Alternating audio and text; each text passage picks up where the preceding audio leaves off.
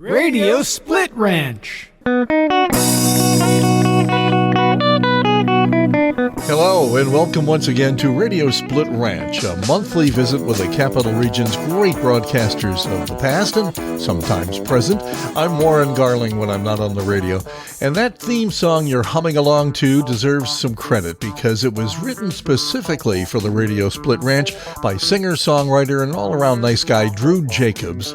You've heard his original parodies on the Dr. Demento radio show, on his popular CDs, and on stage. Check him out next at the annual comedy night at Charlotte's Restaurant in Millbrook. That's on March 25th. Details at drewjacobs.com. I've known this month's visitor to the Radio Split Ranch for some 25 years and actually spent many of those years working for him on two different Capital Region radio stations. This is my first and probably last podcast interview with an old boss, because this guy's the only one still alive. You've enjoyed this man's voice on the radio for many years, and now he's taking his vocal prowess in a new direction that we'll talk about shortly. Here's my conversation with Randy McCarten. I think I'm talking for the first time in a conversation on this podcast with a boss, somebody that I used to have to report to. And that makes it sound terrible. I never had to report to you. You didn't say, get that guy in here. But Randy McCarten, thank you for joining us today. It's a pleasure. You were a model employee, I just have to say. Thank you very much. I appreciate that. That's not why I called you in for this interview, though. And I can't help you with HR issues or your paycheck. Understand.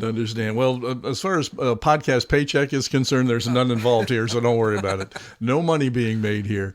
This is for posterity. This just came to me a couple of years ago that it'd just be fun to talk with some of the folks that have come and gone from the market. And so far, I've talked with a lot of people that are still at least here, in the market, if not working in the business anymore.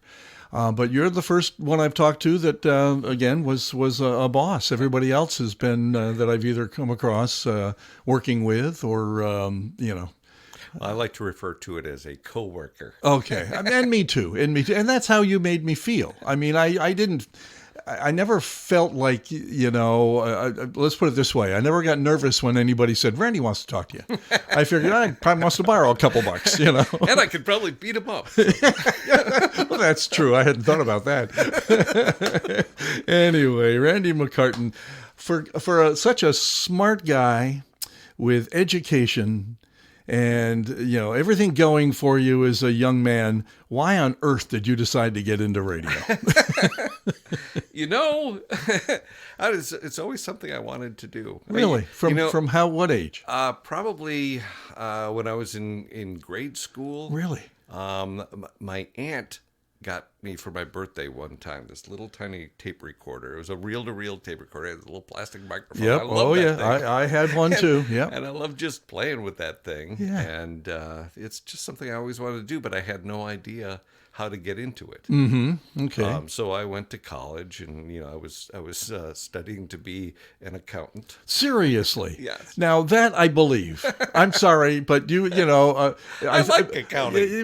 Well, there you go. But you're probably one of the better guys with numbers that ever worked in behind a microphone. But numbers came easy to you. You thought accounting would be cool. Yeah. Well, I don't know if it would be cool, but it's like I went. The first college I went to, they had a radio station. I thought, oh, this is my end, but I never got over to the radio station. Seriously? Okay. Now, where's all this happening? Let's back up a little bit. Where are you from? Where did you come from? I grew up in the northern suburbs of Chicago, up near Wisconsin. Okay. All right. So long-suffering Cubs and Bears. And, oh boy, yeah. The Bulls were there good for a little while. Yeah, true. Not so much anymore. Exactly. I grew up there. All right. And where were you going to college the first time was? Yeah, I went to Bradley University in Peoria. Illinois? Yes. Okay, and cool. They had a radio station there, and like I said, I don't know if they ever broadcast anything in there, and I never walked over. I'm like, why don't you? Yeah. But it's just the way. Really, the perfect opportunity. Yes, that's how a lot of folks did start that I've interviewed so far and that you talked to. they were just hanging around campus looking for something to do, and they stopped by the radio station. All of a sudden, pre-med was out the window. Yeah. So I went there for a year, ran out of money, I moved back home, and I went to University of Illinois in Chicago. So I commuted down there. Oh, okay. And that was not much fun. I can imagine. How long of a drive into the city? I would take the train. Okay. And then walk to the campus, and then in between classes there was nothing to do, and that didn't last very long. Okay. So I was only there. They did trimesters, which also messed up my college transcript a little bit. Jeez. Oh, gosh. Yeah. So it didn't matter because I never finished. My dad had heard an ad on his favorite radio station, WGY. I'm sorry, WGN. Okay, yes. In Chicago, about a broadcasting school. And he told me about it, and I ended up going to a broadcasting school in Chicago. Okay, all right. And what was give them a plug? Are they still around? No, they're not. They're long gone. Most of them are gone. Yeah. We had 3 students, and it was a little bit of a fly-by-night place. Oh, geez. But I learned a lot. And, there you go. It was fun. I was getting to do what I wanted to do. Finally. Now, I worked for one for a while, the new school of at the time called Contemporary Radio here in Albany. And one of the things that we touted, and we were pretty good at, was getting somebody their first gig after we taught them. So did something like that happen to you, or did they just turn you loose? No, they kind of just turned you loose. But some of the teachers there were some of the jocks that were on in Chicago. Good, yeah. And, so it was kind of cool to meet those people. Yeah, no Larry Lujak. No, Larry Lujak was not teaching. Okay, I just thought I'd throw that out there. I think Chicago, and that's the man from the years that I listened anyway. Yeah. So, so you take the course. How long the course was it? It was pretty short. It was like, I want to say 6 months, maybe. Okay, all right. It was really. You basically, learn to cue up a record and make a cassette. There you go. Okay, good. And that was about what we learned. Okay. So. Was the equipment, comparable to what you found when you got to your first job? Or, I would say so, yeah. Yeah, so that was good all anyway. Old and worn out. Exactly, which most radio stations are. And when I got to the stations I worked at, they were old and worn out. No, it's very true. Very true. So, what did you do after you had the education? The training. So I started, sending out tapes, and I'd practice in my bedroom, and I'd send things out. What year are we talking about here? 1981, 82. Okay, all right, yeah. So I figured you were about 10 years or so behind when I started. Yeah. Okay. Yeah, and I sent one down to a small station in Central Illinois, and I called them up, and they told me to come down for an interview.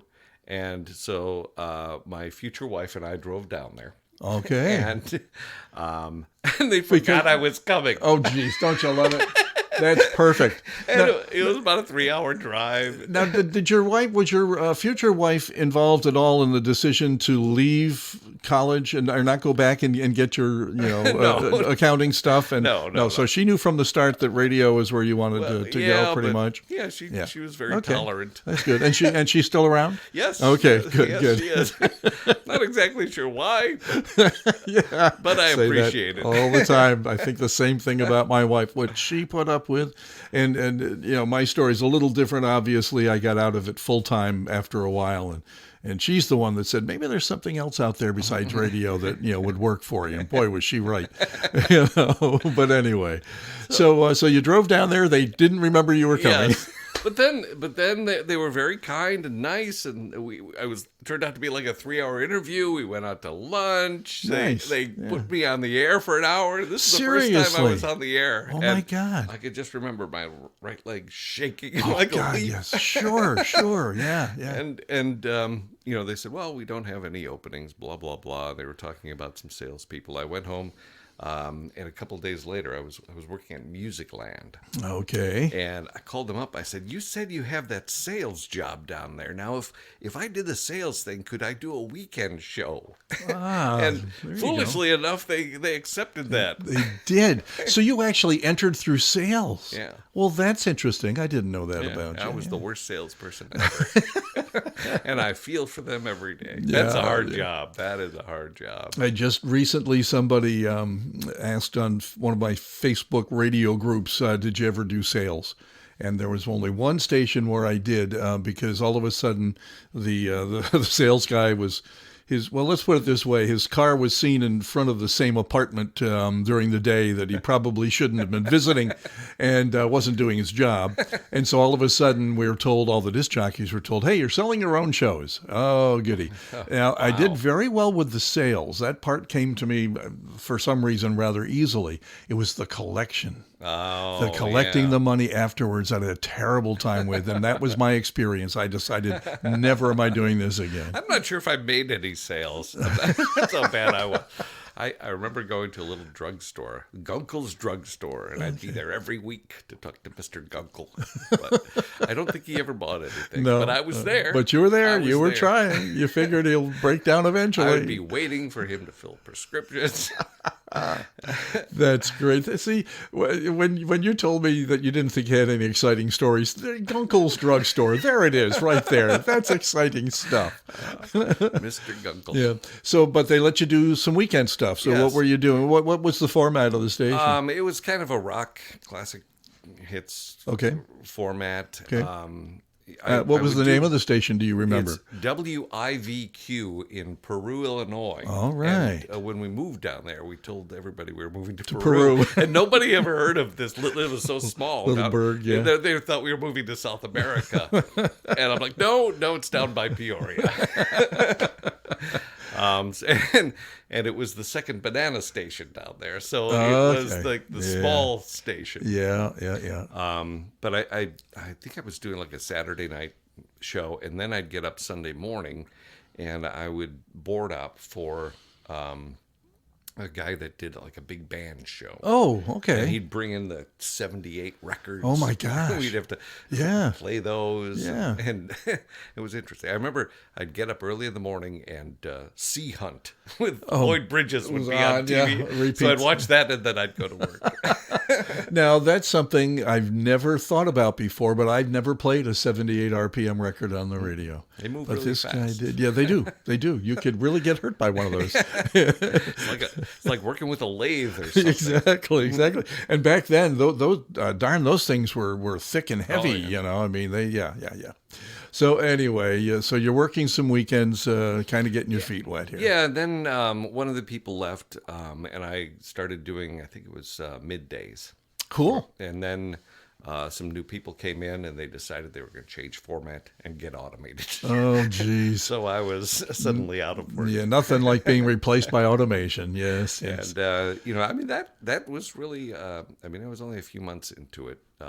And that was an eye-opener. Well, sure. Yeah. And that happened, as I said, that happened to a lot of people along the way when they'd say all of a sudden, we're just going to go automated. Everything's going to be sent to us. And of course, the machines back then, before computers were just huge. And looking back at it, I'm very glad that happened because, like playing Little League Baseball, I never got beamed by a ball. There you go. So that if I would have gotten beamed earlier, I wouldn't have been so scared. There you go. Well, it's like how I felt the first time I got fired. In fact, it was the only time I got fired from a full-time job, and I had gone 17 years. And I said, "Oh, I don't like this feeling." And decided maybe radio wasn't my full-time, occupation in the future. And that's exactly what happened. I went part-time after that. So you got beamed by the ball, and where did that send you? And then we moved up to Wisconsin Dells. I got a station in Wisconsin Dells. I don't know if you're familiar with it at all, but it's kind of like Lake George turned up to 11. Oh, okay. Except in the winter, then nothing. Okay, yeah. And we were at a station right on the street so people could look in as they went through the little touristy areas and stuff. Did your legs start shaking again? Now you had a live audience? No, not so much. But I was usually out in the evening, so it wasn't. Oh, that helps. Yeah, it wasn't so bad. But I only auditioned at one of those types of stations, and it was in Boston, right in Copley Square in Boston. Wow. So people are walking by all the time, and I got ready to do the audition. They said, "You want us to close the blinds?" I said, "Please." I just didn't need, I was nervous enough. I didn't need people watching me while I'm, trying to read the news or something. Well, there was a bar on one side of us, then it was us, and then there was a little department store. Okay, there you go. Like downtown Wisconsin Dells. That's it, yeah. What was that station called? That was WNNO. I sent you the... Yes, we'll plug that in here somewhere in post-production, as we say. But you'll love... I'm sure you loved the big... I did a commercial on there where the T-bone steak was $6.99. Oh, right. Now we're talking. That'll date you just a tad. And our big contest, the cash contest, you'll have to listen for that. We'll be playing the high-low cash call again this hour. Stay tuned for your chance to call in and try to win some cash from FM 107 and WNNO AM. It's 2:05. I'm Randy McCarten, and this is David Lee Roth and California Girls. FM 107 is WNNO FM and WNNO AM, Wisconsin Dells. Almost partly sunny skies outside anyway. 40 degrees currently at 3 o'clock. De Croisset, Mutual News. FM 107 congratulating Wanda Credowell of Lake Delton, who won $117.67 in the high-low cash call. Your chance to call in and win some cash coming up this hour on FM 107. Tonight is the night to head out to the Holiday Plaza if you have a hearty appetite, because at the Holiday Plaza they have a 16-ounce T-bone steak, only $6.95, or stuffed filet mignon, that is $7.95. And these dinners come with all the trimmings. Holiday Plaza, Highway 12 and 16 near Rocky Arbor. Hello, FM 107. You're calling number 10. Who's this? Dave Evans.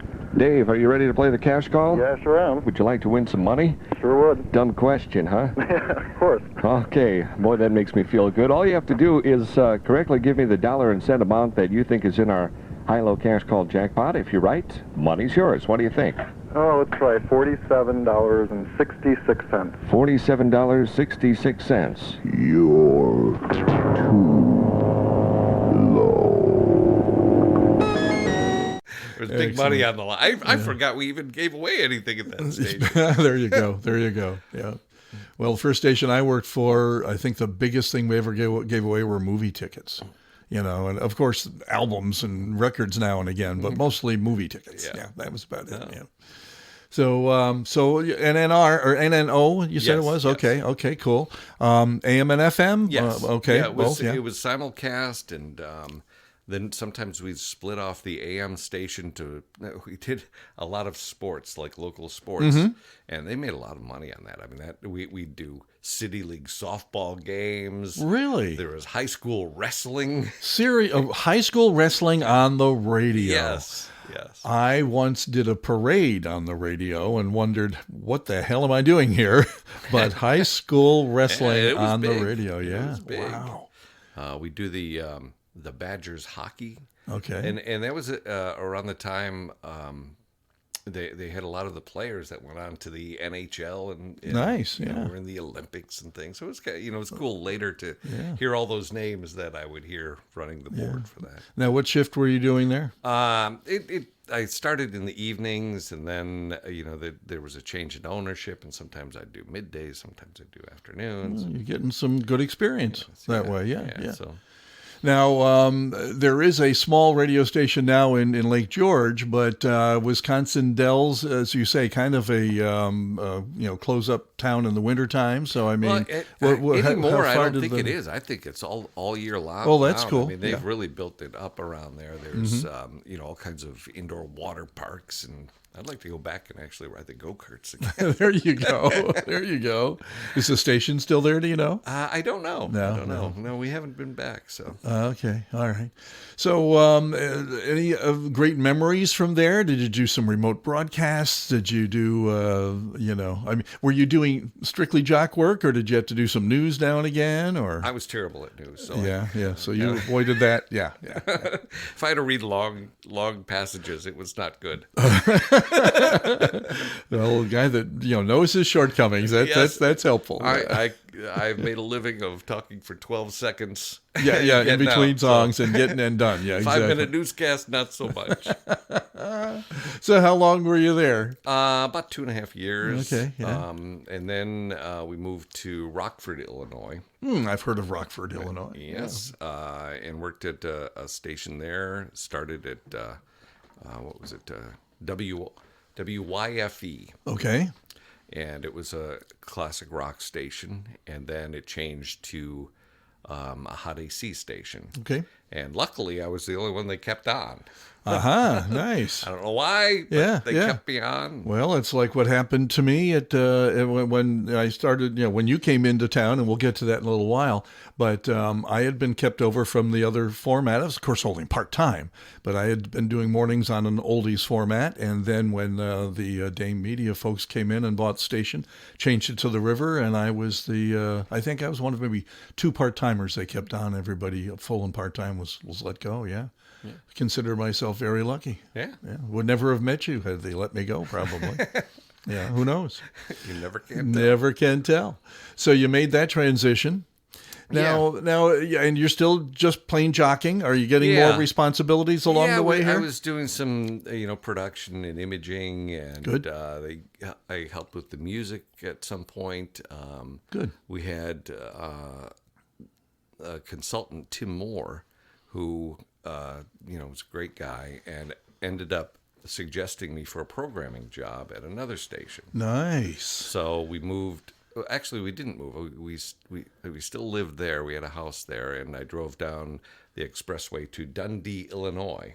Yeah, that one you got me on. I don't know. It's another Dundee. suburb of the Chicago area. All right. So that was my first programming job at a classic hit station there. There you go. The Wabbit. The Wabbit. Wabbit. WABT. Okay. I'll probably get hit by lightning for this, but we changed format from a Christian station to a classic rock station. Whoa! Now there's a flip. Wow. But I learned a ton there at that station. And was doing mornings and programming there. Again, we were on a 3 to 4 year program where we would go for 3 or 4 years and then move. Okay. And there was another consultant who had heard me on the air there, Lorna Osmond, who was incredible. And she asked me to interview for another job at a station in Kenosha, Illinois, that was changing formats. Okay. So I went there and programmed Now, there. Kenosha, Illinois, not Kenosha, Wisconsin. I'm sorry. Okay, yeah, Sorry, that's what Kenosha, I thought. Wisconsin. Okay, cool. Yeah. And it was like 50,000 watts. It's still there. They're doing an amazing job with it. They've turned it. Again, it was like a classic hit station, and they've gone more of a heavy rock. Okay, And all right. What they are the just celebrated calls? their 30th or so year, because we went in and flipped it from CHR to classic hits. Gotcha. And it's been there ever since. What are the calls there? WIIL. Okay, cool. So. Well, they're starting to add up. We've had a few and then different call letters here. Lorna was not only consulting there, but she was consulting with Dame Media out here. And so the station there was undergoing some changes. I think it was being bought out or something.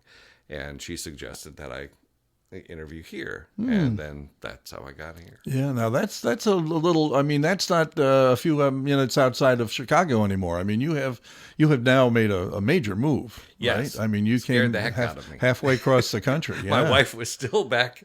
Okay. Back there for a couple of months. Yeah, no, been there, done that. Yeah, that can happen. So now, did you know anything about the Dames before you joined them, or no? No, actually, when I interviewed at their stations in Harrisburg. So when I took the job here, I had never actually been to Albany. Interesting. Yeah. Well, it saved you a little extra drive. You didn't have to come all the way to Albany. But and I had actually turned the job down originally. And it had nothing to do with the job. We were foster parents at the time. Okay. And good for you. The Jake was with us, and we didn't want to just send him to another place, but Sure. So I'm like, no, we got to stay here, and we good for you. turned that down. Yeah. But then about a month or so later, they decided that he was going to move in with his grandmother. Ah, okay. So kind of opened that door. And I saw the job was still open, and I called back up, and How about that? so I guess we were meant to be You here. meant to be, absolutely. We were meant to meet, you and I. Sorry about that. Oh, hey, it's a cross I bear. So now, remind me when that was. What year did you come and join us here? 1996. Six. Okay, I figured it was about 95 or 96. I'm trying to figure out how long we've known each other, and we're going on 30 years here, guy. Yes. Yeah, craziness. But so you came into town. Now I'll backtrack a little bit. They changed WGY-FM became The River, WRVE. And they kept me on doing Saturday mornings. And when you came into town, did you follow Hank Nevins? Was he the guy that had left here? I had never met him. But Okay. he was Yep. Before I me. thought so. I thought he was the only program director I remember at the River before you got there. And so you came in 96. By that time, we had moved to 1 Washington Square? Yes, I thought so, yeah. I don't know about you, but the dames were some of the nicest people, the most professional folks that I ever worked for. And I was really sorry that was only for such a short time before the world blew up and, people started buying up radio stations left and right. Yeah. But did you have, were they good to you? Oh, yeah. They were very good. It was a family-run company, but they believed in the product. Yes, they did. Yeah. And they had told us when they came into town that they had an eye on WGY for years. They really wanted, they knew how big a deal that station was here. And they just felt that would be a perfect fit for what they did with radio. That they had to have it, and so they set their sights on it and got big enough that they could buy it. And when they came into town, the rumors immediately started because there was a River in Harrisburg format, and they said that's probably what's going to happen. And I'm figuring, I should be able to handle this, and I guess I did. They kept me around. And if you listen to some of my early air checks, though, it's like I didn't know exactly how to approach it because it was all high energy oldies before that. And so all of a sudden they're saying to me, just dial it back a little bit. Well, I think I sounded more like a classical radio announcer doing, classic rock. And, it was really, really kind of strange, but I found my way. And you come in 96, and again, a little bit of change for the family. Now, how big was the family at the time? It was just us. Just you two? Us, yes. Okay, so you started your family here. Yeah. And settled up in Clifton Park? We're in Ballston Lake. Ballston Lake, okay. Actually, the first house we had, we thought we were in Clifton Park, but then we discovered we were in Ballston Lake. Yeah, well, I live in Guilderland, and my mailing address is Schenectady, so there you go. It's the way it works around here. So what did you, not a big change climate-wise, obviously, No, but what did you think of the town when you got here? It's the same weather 3 days later. That's true. Pretty much, yeah. Yeah, no, it's very nice. We like, going up to the Adirondacks. And, if we wanted to go to the big city, we can do that. Could, easily. yeah. So it was, it's turned into our home. Yeah. So who was, again, this is taxing the brain cells a little bit, but who was around when you came on board on the air? We had... Gabby Parsons was doing Oh, middays. sure. I still keep in touch with Gabby. Yeah, she was great. She's... I'm just trying to remember who else was there. Yeah, I don't mean to make you. Scott Matthews came up from Harrisburg to do the morning Okay, show. all right, I do remember that name. Yeah. He went on. He does voiceover work for like 1 million stations. Cool. He's if you listen to the thing that pops in my head is the Bruce Springsteen station on Sirius. Okay, it's his voice doing that. he actually was the voice for our station for a while. Ah, okay, all right. And now you've done some of that over the years as well. Yeah, right, where you do station. What do we call it? Imaging. Imaging. Yeah, exactly. All the hits. Ken Leroy. Hey, this is Ed Sheeran. Hi, everybody. I'm Lizzo. Bobby and Taz in the morning. You're not anybody unless you're on TV. And a summer of 1,000 tickets. If you're with me, make some noise! That is hot. You're the best. Hot 105.9. Hey, I'm Dua Lipa. Dua Lipa on the #1 hit music station. 95.7 The Vibe. All the hits. Hi, this is Harry Styles. All the hits. 96.3 The Buzz. You can buy your own concert tickets. Come on. Usually. But Hot 94.1 is the only station that can get you on stage Hey guys, I'm Taylor Swift. with Taylor Swift. Oh my God. It's a once-in-a-millennium opportunity. Oh my God. Smelling salts not included. Hit music now. Z 101.5. 3, 2, 1. More commercial-free hits. Hello, this is Beyonce. Start Hey, I'm Dua Lipa. right now It's the Kid Leroy. on Kiss 93.3. Now that I'm not, in radio anymore, that opens that up a little bit more because there's, a little bit of a conflict of interest at some point. Could be in some places, yeah. You were there for from 96 until just Till December. this past December, yeah. So that's a lot of years at the same radio station. Yeah, it is. What were you?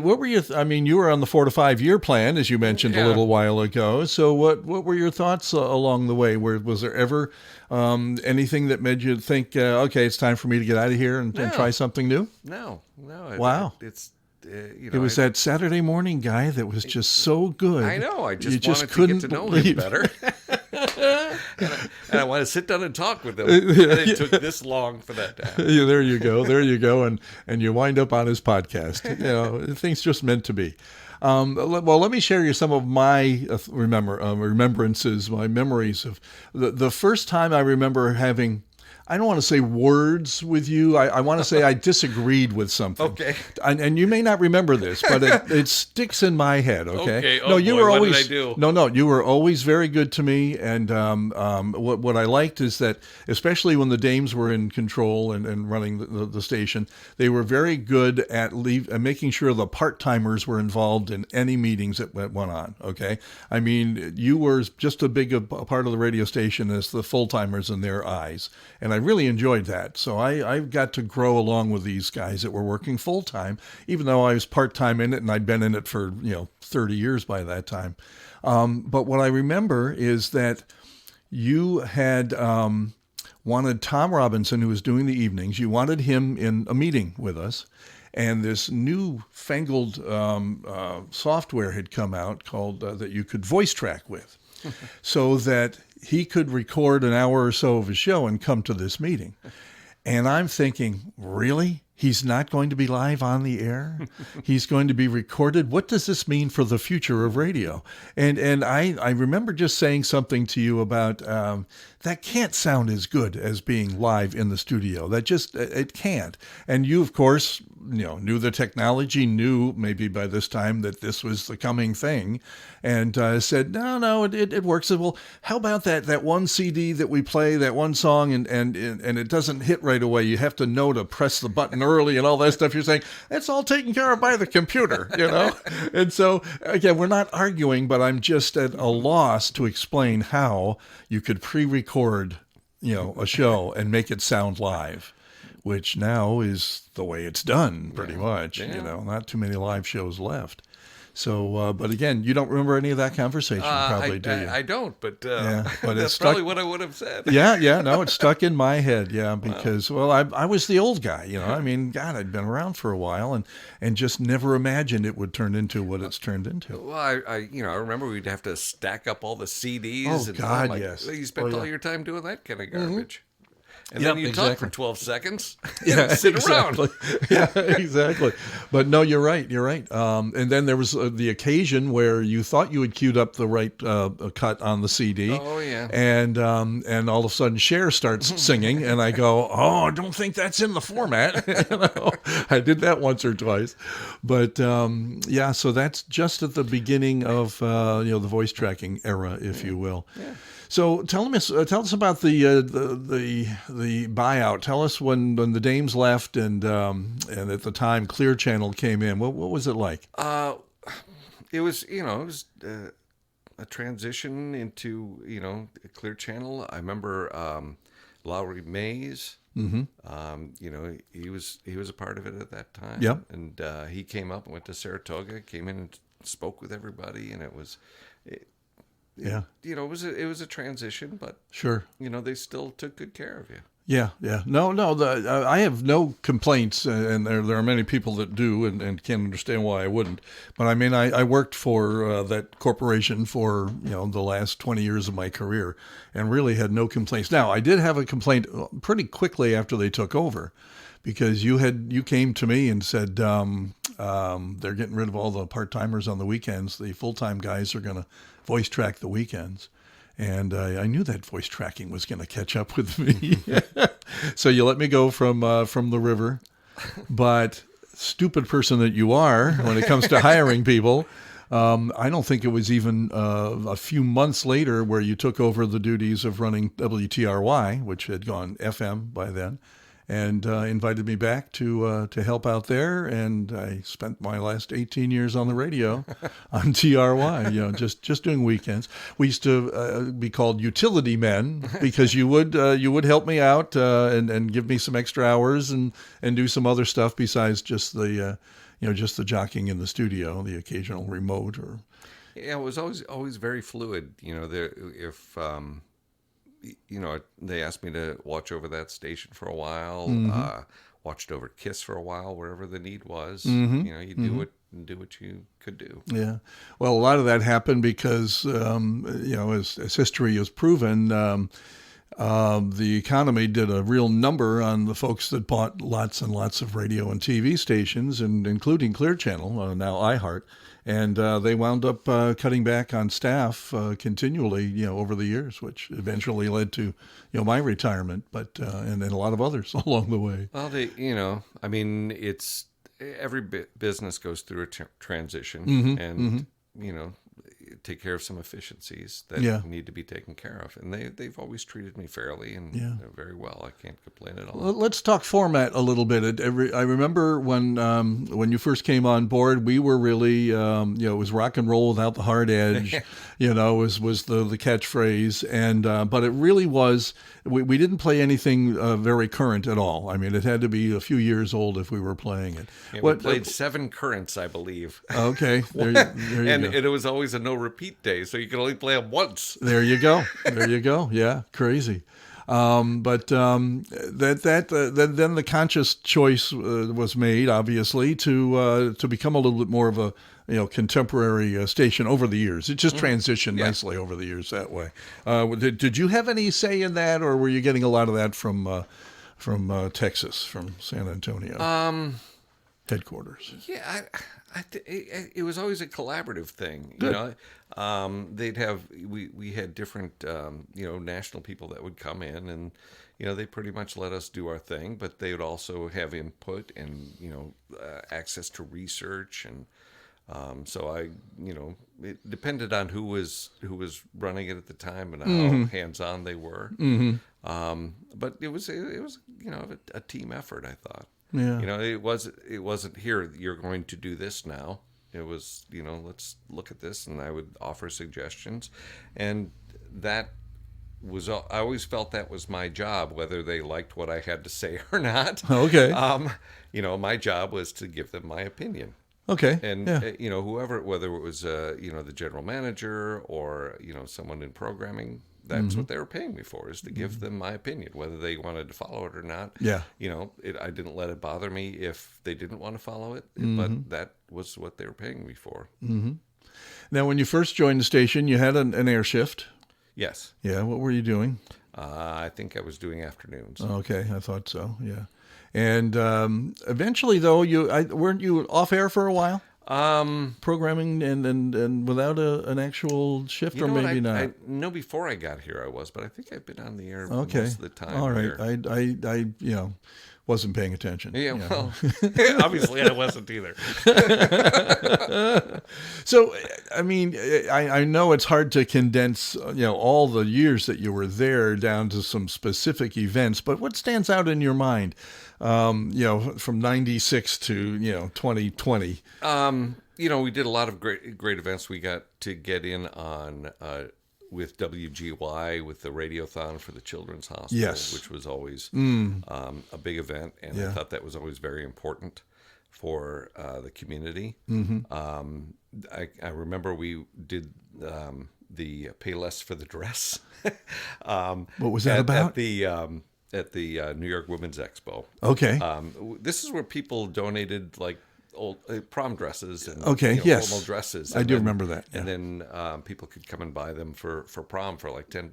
There you go. And Cool. it was mayhem, but in a good way. It's like working in Filene's basement during Christmas or whatever. Never had enough dressing rooms, and things got interesting at times. Oh, that's wild. Yeah. But that was always a good event. Yeah.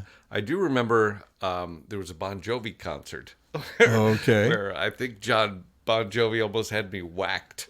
Oh, really? So what brought that about? Well, we were doing a backstage broadcast, and they were, doing their sound check. Okay, so up at SPAC? Yes. Yeah. So I went down. I'm like, yeah, I'll help them sell some tickets. I'll take a little video, and then we'll, post that on social media and stuff.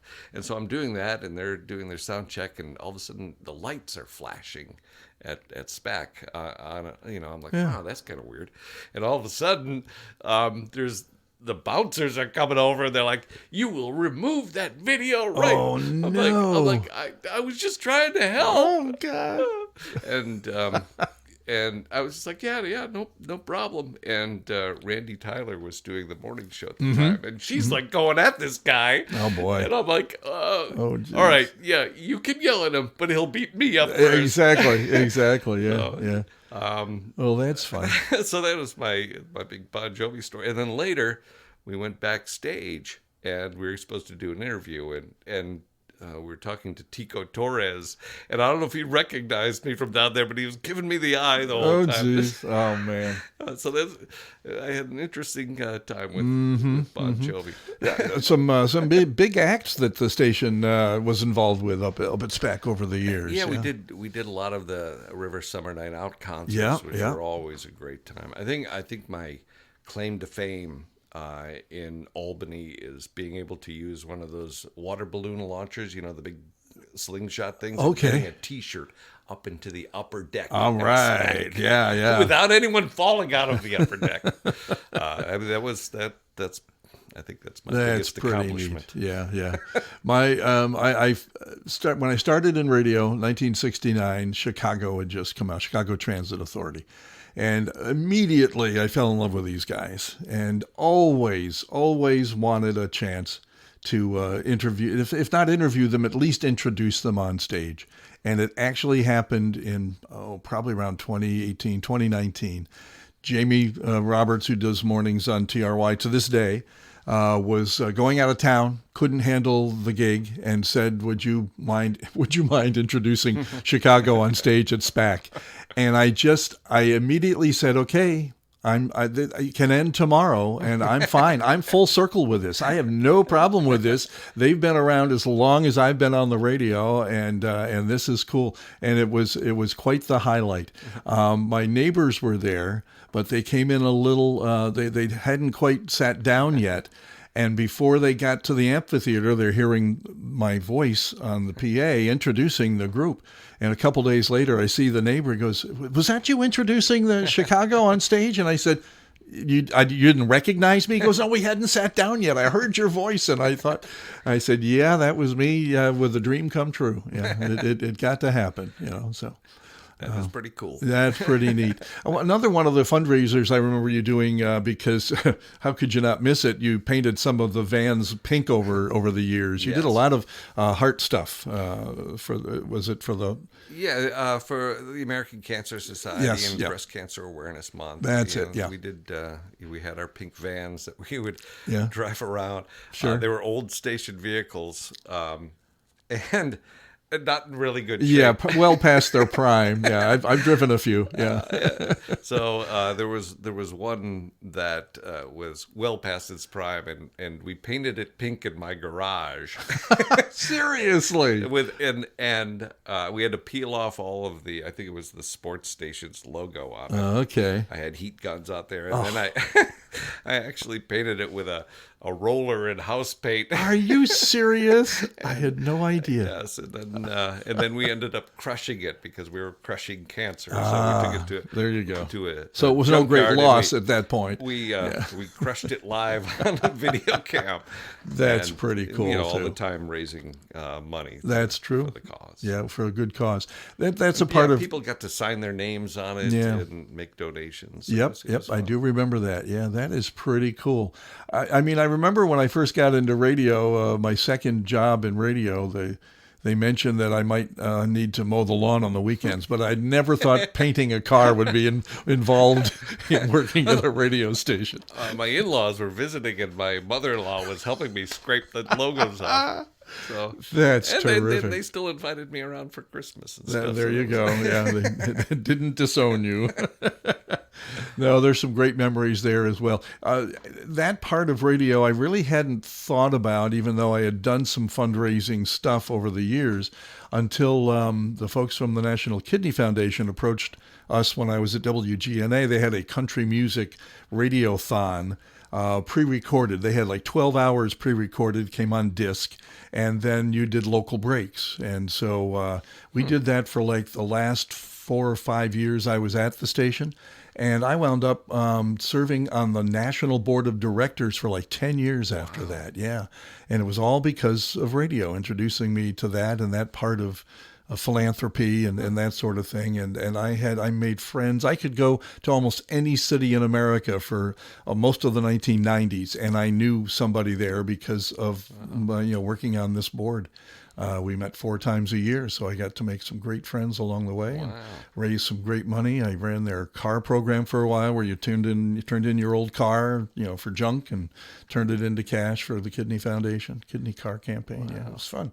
So, and I know, again, that those are the things that you did were close to your heart as well. I mean, whenever you can use the strength and the power of the media to, raise money for good, to me, that's sometimes more important than saying this is, and the thing is, it has really very little to do with the radio station or the people on it, because if people don't call in and make their donations, it's true. It's the community. It's the community. You're right. We're just the mouthpiece for it. And this is a very giving community, I can tell you. Yeah. When we first started that radiothon, I think the first year we made a couple grand because it was brand new. Nobody knew anything. By the time we were done doing it, when I was done doing it a few years later, we were up to $20,000 and $30,000 we were raising in 2 days. So. We thought that was pretty darn good, and you're right. It's the community. It's a very giving community. There's some great charities here that benefit from broadcasters in this market. Yeah. So 2022. Did you know that would be the last year on the radio? Was it sneaking up on you? I was feeling it. Yeah. They were nice enough to. There was in what was it, 2020? I think. No. I can't remember, but there were some changes, and my position was eliminated. Okay. And so I, was gone for a couple of months, and then they called me back to do a morning show, which I had no inkling to ever do again. I'm pretty sure you were let go the same time I was in early 2020. Was it like January of 2020? Yeah. I think you were one of the 5 or 6 that all went on the same day from the stations that, we have, 6 different stations. Yeah. And, it didn't come as a terrible surprise to me. And what about you? What were your thoughts when it happened? Whenever anything like that's going on, you never know. Yeah. I guess I wasn't surprised, but it was still a shock. Same. At the time, our daughter was studying abroad. Oh boy. And so I didn't want to call her. She called me one day, and I was at home. Yeah. And she's like, "What are you doing home?" I'm like, "I came home early today." Oh boy. And so I didn't want to tell her. Sure. Until she got back. And she didn't need to know. she was kind of upset. But and then they called me back to help with the morning show. And for folks listening that are thinking about a career in radio or maybe just never knew this part of it, there's a thing called burning bridges. And you just never do it in this business. You know, you avoid it at all costs. And I've tried to do that over the years. The people that around. Our general manager, Kristen and John Cooper, they were always very good to me. Yeah, same here. You know, and I knew it was nothing that they had control over. Mm-hmm. And, you know, it was nothing personal. Yeah, it was coming just out of national. That's the way it. You know, that position wasn't there anymore. Yeah. They found one. You know, that came up. You know, in a few months, and you know, I had not thought of ever doing a morning show again. I had done one, you know, a long time before that, 30 years ago. Yeah. And that's hard work. Just getting up that early, and you know, it came to the point where you know, I had enough. Yeah. And, you know, luckily, you know, we were in a position where I could retire and do other things. Good. No, I'm glad it's worked out for you. We'll talk about those other things in a moment. But, the burning bridges thing, it only happened once where, and it wasn't my fault. I didn't know she had done it. My wife wrote a letter to the program, the general manager of this first station that fired me. Yeah. Yeah. And, you know, said, you know, good Christian people that you are and all this stuff. And she only told me later, I said, you know, we just don't do that in this business. And as it got to the part where, when you think about it, there are 3 or 4 major corporations that own most of the radio stations in this market. You get let go from one iHeart station, and that means that there are 6 others maybe that you can't work for, you know, especially if you burn the bridges, you know. So I never did that, you know, going forward, and that certainly helped. Well, when you had to let me go from the river, and you find me on TRY a few months later, same thing, you know. So it's worked out well. I want to thank you because even late in my career and only being a part-timer, you took the time to listen now and again and not fall asleep on a Sunday afternoon and actually critique and actually give me some ideas and some thoughts on how I could make the show better. And I didn't get a lot of that. I got it very early in my career, and there was a long time where nobody was doing that for me. And so for you to just point me in a better direction occasionally, I always appreciated it and always took it, and obviously as you know, direction that would help me. And that's what good program directors anyway, do. As far as I know, you never had a flashing red hotline in the studio. You never. No. You know. I have called people in there before. Yeah. And just out of you know, if I heard something good on the air, I'd say, hey, that was really good. You know, you did that to me once. Yes, you did. And I stole the line from somewhere, but I used it on the radio. And you just thought it was such a kick that you called immediately and said, hey, that was a great line. You know. So that's good to do too. Yeah, I think that, you know, I mean, people are in there working and trying to do the best they can, and you try to give them some direction on and some encouragement. No, you're always a good boss to me, or you wouldn't be sitting here right now, to be honest with you. But I lucked out in that respect because I really could have worked for some real jerks along the way, and I wouldn't have been there as long as I was just a regular old weekend guy that I think we saw each other. We were lucky we saw each other twice a year. But hey, what's going on? Yeah, exactly. When'd you grow the beard?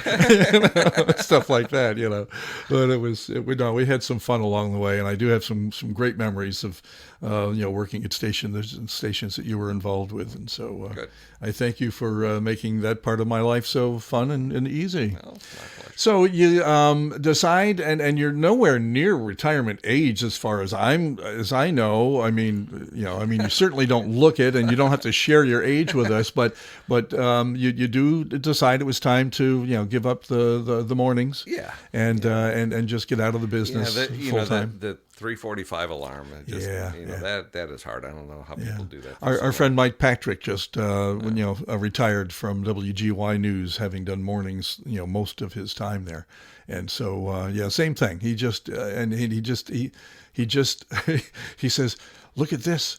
it was Sunday night, I think. We're out at Friendly's at 7:30 at night. I don't have to go home and go to bed. It was just I want to stay up and watch the end of a baseball game. Exactly. So no, that certainly makes a big difference.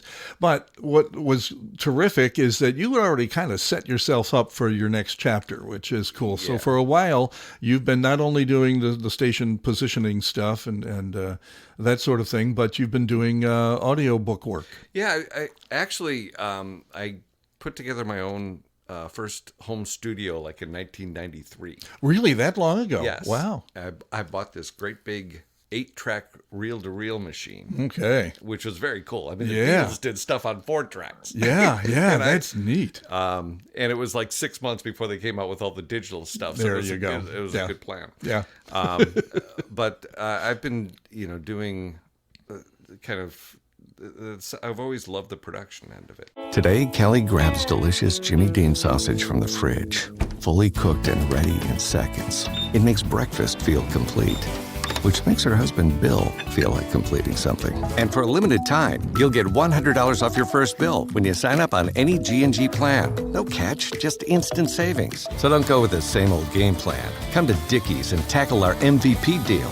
You'll get 3 pounds of any of these, plus 3 sides, any 3 you like, for just $29.99. The Verizon network keeps people, machines, and devices connected in more places than any other network, covering over 98% of the U.S. population.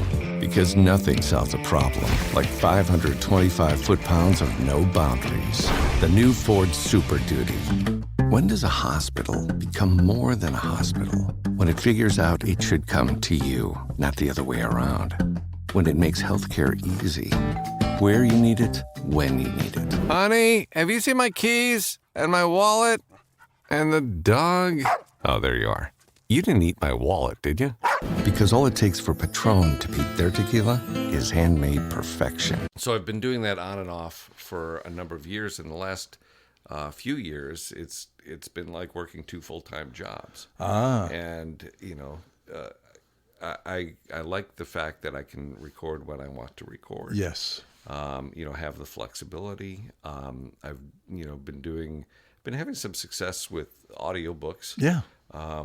And I've done commercials and corporate video voiceovers. Yeah, that's what my niche seems to be these days is corporate stuff. A lot of webinar sort of educational type things. Well, you sound much more educated than well, I do. I appreciate that. I'm not, although I didn't finish college either. But Sorry, Mom.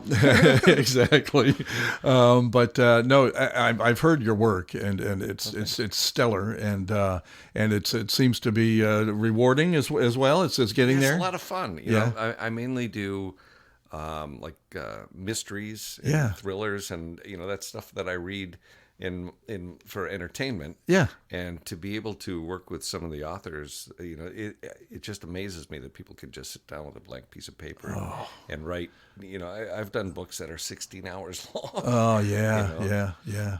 And just the creativity and and I've been lucky enough where I've had authors come back and said, "Wow, I can't believe I wrote that." And that you just to be able to deliver something that they're even happy with, and it's like this is kind of what I heard in my head. There you go. And you do have to have both audiences. You have to get the buy-in from the author, and then hopefully the audience that purchases the product. Yeah. So I really enjoy doing it, whether I make any money at it or whatever.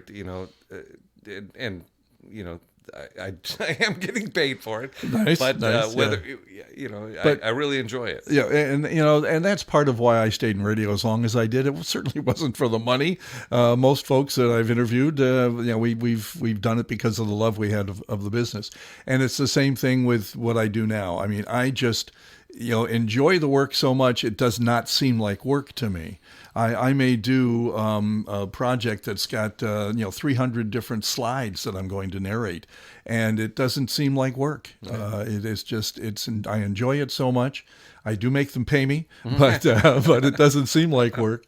Now, the only audiobook I've done is of mine. This is time for me to get my plug in for I'll Have to Ask My Mom, which is my audio memoir, available through Audible, and it's in print as well through Amazon.com. And your stuff is out there wherever good audiobooks are sold in most cases, right? If you just search it on Audible or, go to my website. There's, I think there are probably about 15 books that are currently on Audible. Nice. Nice. What I enjoy most about what I've heard you do, and I'm sorry I have not listened to a whole book that you've done. I've listened to bits and pieces of some of them, is the fact that you do throw some other voices in there. You do some character voices. You make the person, you bring the character to life. And not every audiobook is done that way. But have you found that to be challenging? Have you found that to be...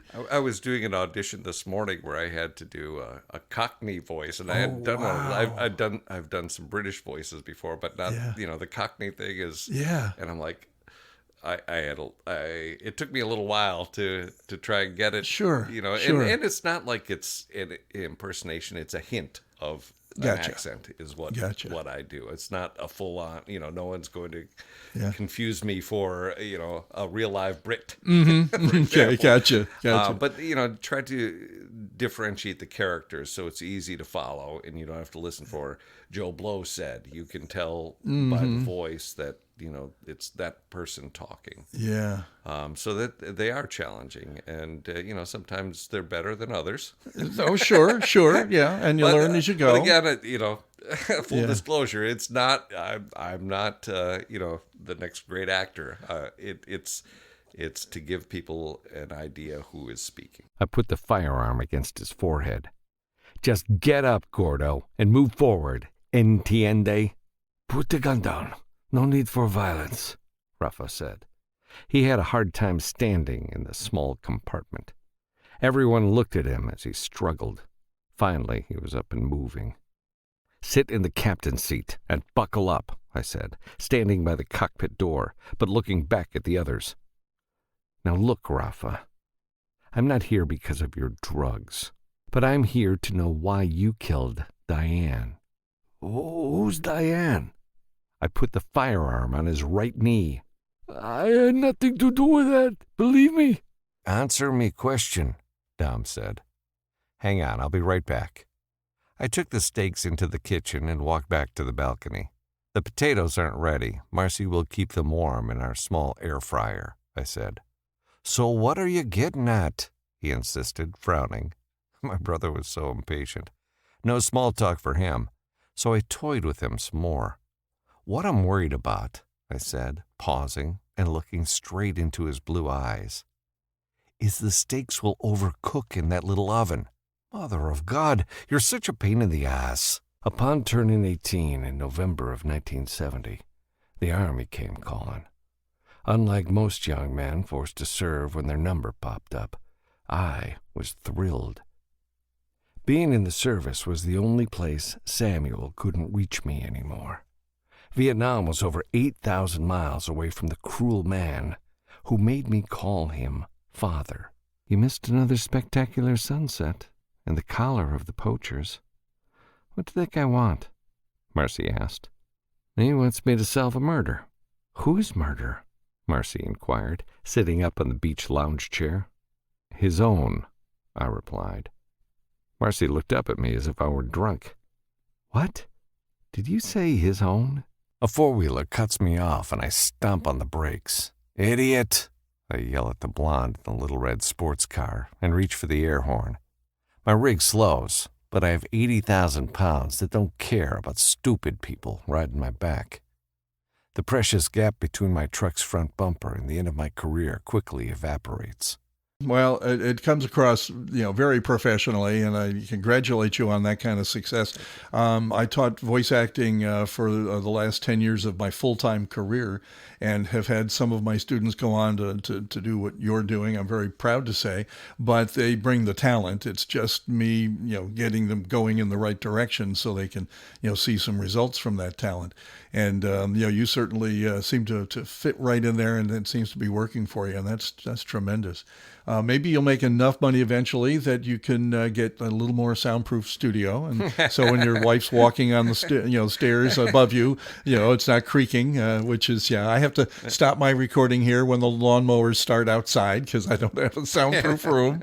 But it works really well, except for when people are, walking around upstairs. Yeah. So, and there's really nothing you can do about that. No. But they actually, and I'm sure you've seen them, they do make these booths that you can construct in your home that are soundproof. Yeah, and they're a little expensive, but it can be done. And I know some voiceover actors that travel the country.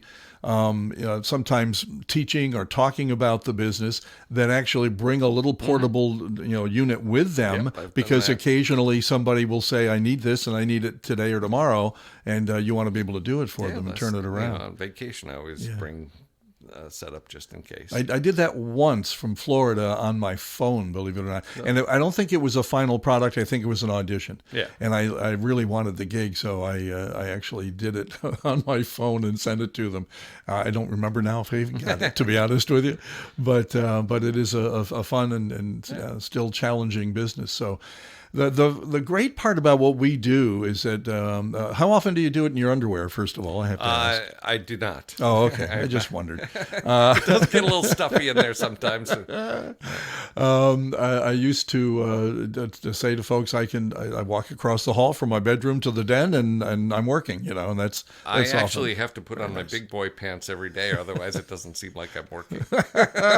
I guess that's a smart thing to do, especially in case the mother-in-law drops by or something. It's probably not a bad thing to do, but it does turn out to be nice to have the studio right there in the house. I remember for many years not having even just this setup that you see here, which is not much, and having to hop in the car and go to a studio to record. So it's nice to be able to do it, especially here in retirement. And I guess what I was getting around to, and it's finally come back to me where I was headed with this, is since we're not breaking stones and building bridges and stuff like that, we're either sitting down or we're standing up behind a microphone. We can do this as long as the darn voice holds out, and doesn't start sounding like an old man, if you will, unless that's the character in the book, then you're all set, But that's what I find fun, is that I'm still able to do this at my age, Yeah, you can do, as much or as little as people will pay you to do. And that's the other thing too. You don't have to take every job, and to be honest with you, I don't even market myself very much. I'm just as busy as I want to be. My wife would probably say, you could be busier. We could vacation in France, but that's not going to happen. Anyway, no, congratulations on the transition and having so much fun with what you're doing as well. Thank you. And again, just thanks for being a friend. I've been able to call you. You helped me with my audio book. I want to thank you with that. When I did my audio, you helped me with the final audio sound of it, and took out some breaths and made some of my oldest recordings sound like maybe they were recorded this century.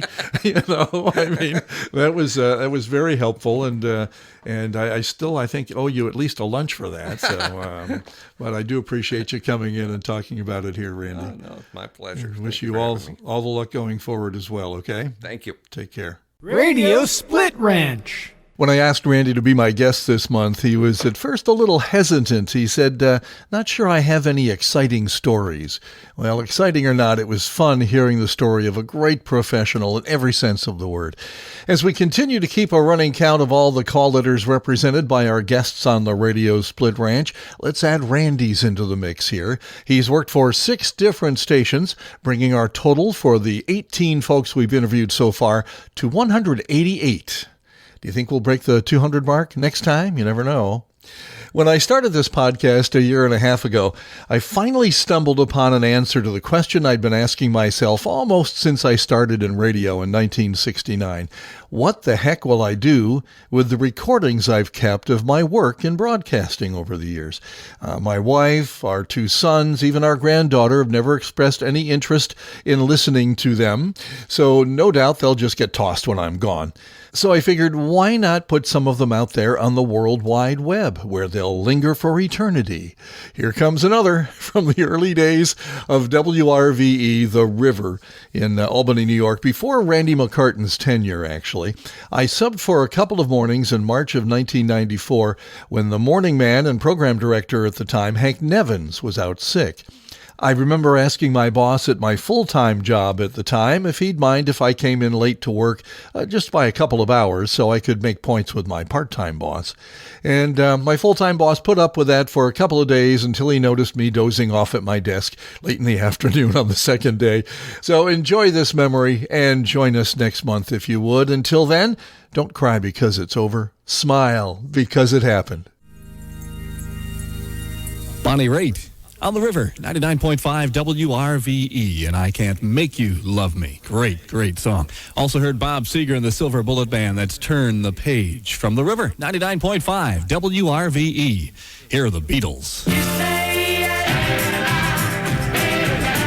The River, 99.5 WRVE, Beatles music. And hello, goodbye. I guess that's appropriate this morning. Hello, I'm Chris Warren. Hank Nevins had to say goodbye, at least for a little while. He's under the weather, a second day here, but we do kind of expect that he'll be back in the driver's seat this morning. We thank you for joining us on The River, 99.5 WRVE. We've got the Cars coming up, some Billy Joel as well that you'll enjoy, and a whole morning of music and information. We do have some school delays this morning. We'll give you these early ones in Rensselaer County because of the slush that has fallen, and it does seem to have fallen that way.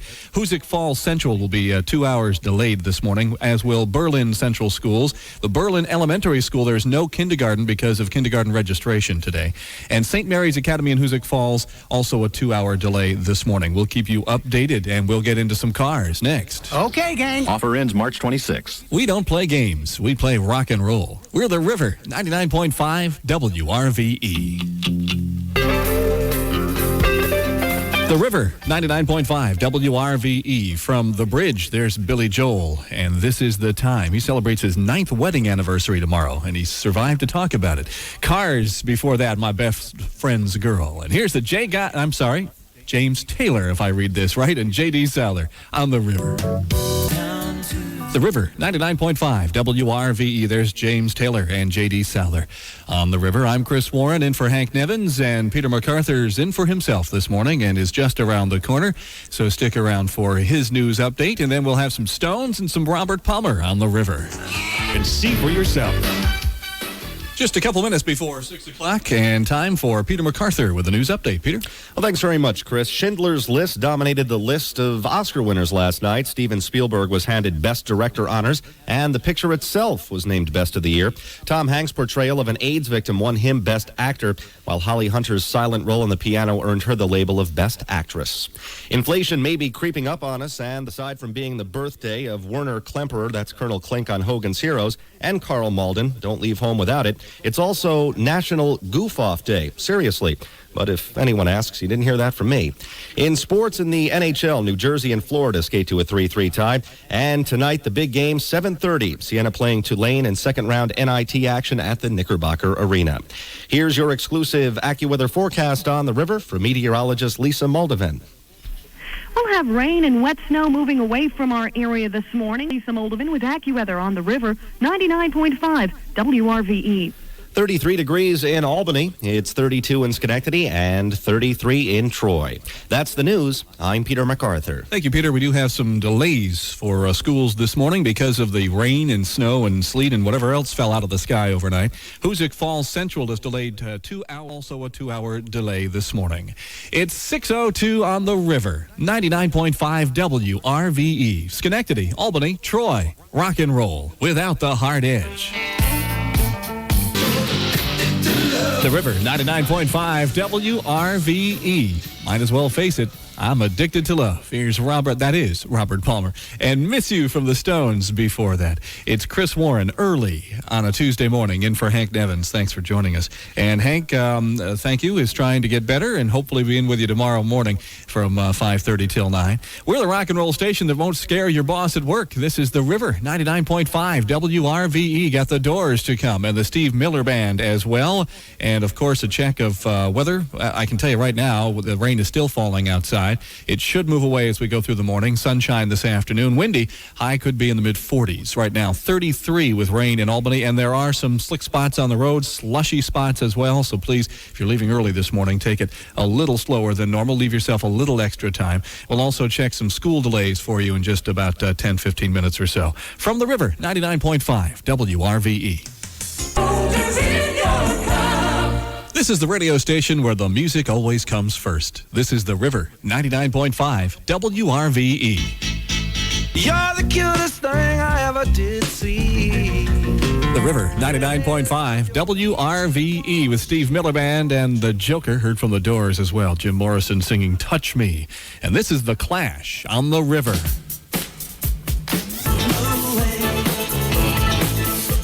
The River, 99.5 WRVE, rock without the hard edge. From The Clash, Train in Vain, or Stand By Me, whichever you prefer, on the Rock and Roll Breakfast with Chris Warren in for Hank Nevins. Hank will be back with you hopefully tomorrow. We're wishing him well.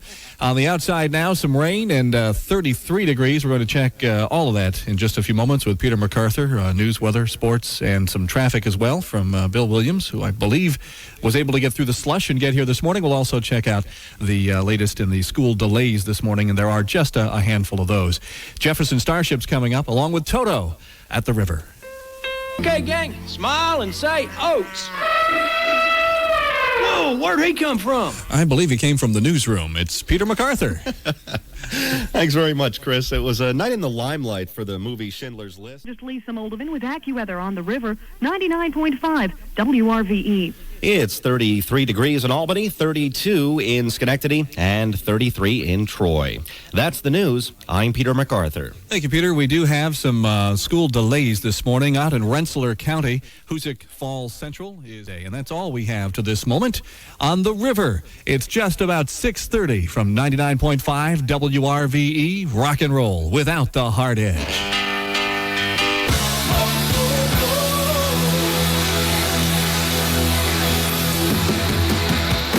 Toto on the River, 99.5 WRVE. Also heard from Jefferson Starship and Play on Love on the Rock and Roll Breakfast. We're 6:36. I'm Chris Warren for Hank Nevins, and this is the Allman Brothers Band, if you say that correctly, on the River.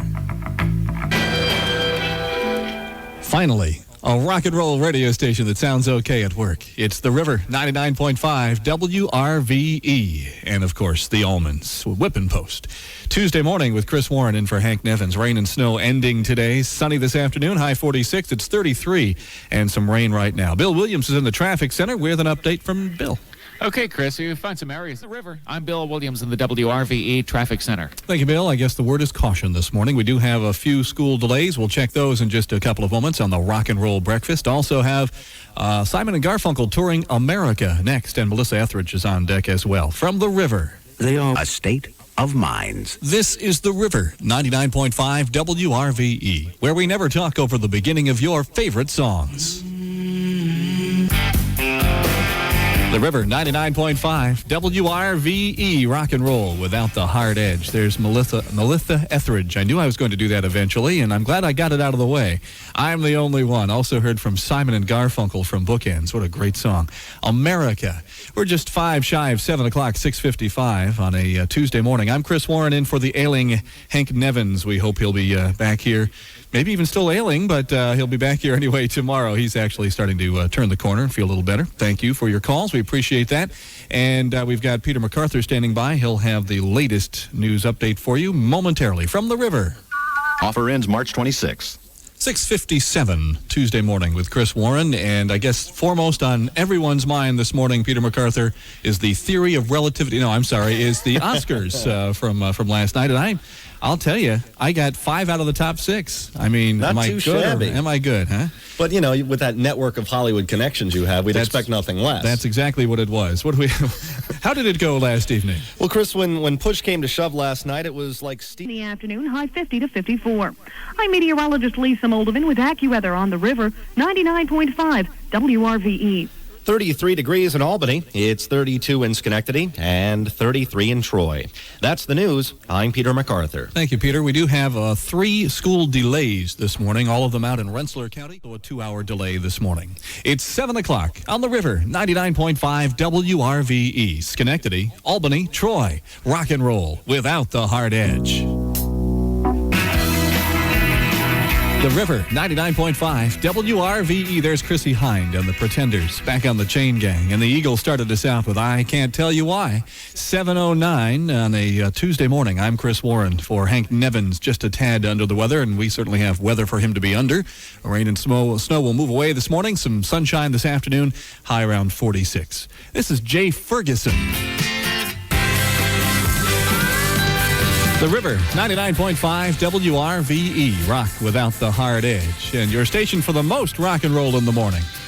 I'm Chris Warren in for Hank, and hopefully he'll be back on in this very spot tomorrow morning. We hope you'll be here for that and stick around this morning. Still a lot to come. Rain and snow is going to end, they say. Sunny this afternoon, high 46. Cloudy now and 33. Bill Williams is in the traffic center. He has an update for us. Bill? Okay, roads aren't really that bad, at least of 351. On the river, I'm Bill Williams in the WRVE Traffic Center. Thanks, Bill. We've got the Animals and a classic from the 60s. And Paul McCartney and Wings standing by as well from the river. Open 7 days a week. Finally, a rock and roll radio station for grown-ups. This is the River, 99.5 WRVE. The River, 99.5 WRVE. There's Band on the Run, McCartney and Wings. Before that, the Animals, House of the Rising Sun. We're the new choice for your workplace. We're the River, 99.5 WRVE. And they've got us on at their workplace up in Gloversville. Tailor-Made Products. We thank you for cranking us this morning.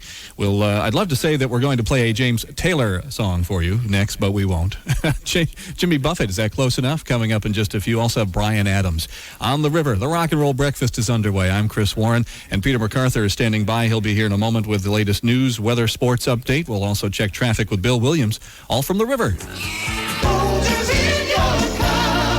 The River, 99.5 WRVE with Peter MacArthur and a news update for us. Well, thanks very much, Chris. That's the news. I'm Peter MacArthur. Thank you, Peter. We have a couple of school delays this morning in Rensselaer County. Hoosick Falls Central has a 2-hour delay this morning.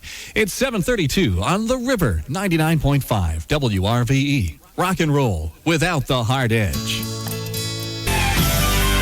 The River, 99.5 WRVE. There's Brian Adams and Heaven. And Jimmy Buffett before that. Come Monday. Please, it's only Tuesday. On the Rock and Roll Breakfast, Chris Warren in for Hank Nevins, who hopes to be back with you tomorrow, just a little under the weather. Speaking of which, 33 and cloudy on the outside. Now watch out for those slushy spots, and watch out for Queen next on the River. The River, 99.5 WRVE, the rock and roll station that won't scare your boss at work. The River, and music, of course, from Queen. That's Killer Queen.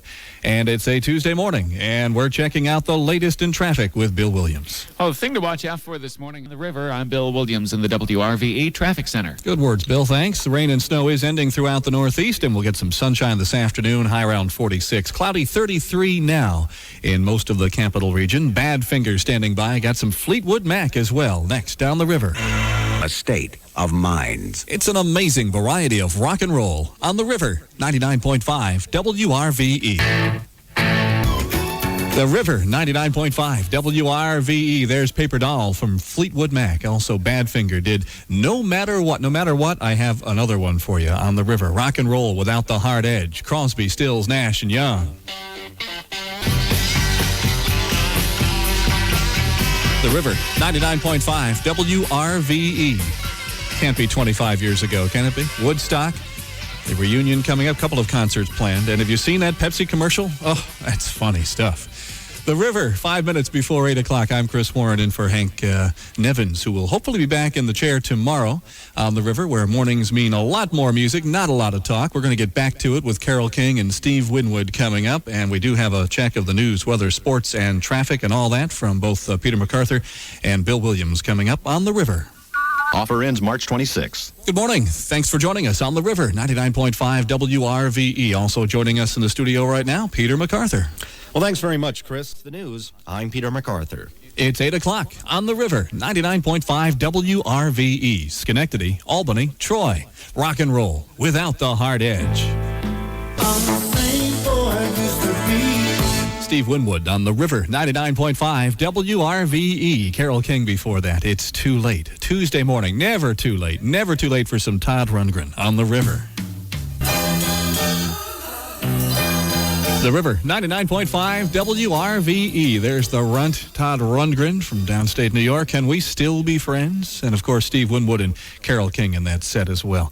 A Tuesday morning with Chris Warren in for Hank Nevins on the River. And a reminder, we do have some schools that were late that have now closed in Rensselaer County. Hoosick Falls Central, along with St. Mary's Academy in Hoosick Falls, have closed. They were a 2-hour delay, and they've now called classes for the day. Berlin Central School remains a 2-hour delay, and Berlin Elementary is closed because, Berlin Elementary, no kindergarten because of kindergarten registration today. An update on that for you as we have an update on the traffic situation as well. Bill Williams. Well, most of the river. I'm Bill Williams in the WRVE Traffic Center. Thanks, Bill. Still to come this morning, some Eagles and Elton John from the river. Has this time? This is the radio station where the music always comes first. This is the River, 99.5 WRVE.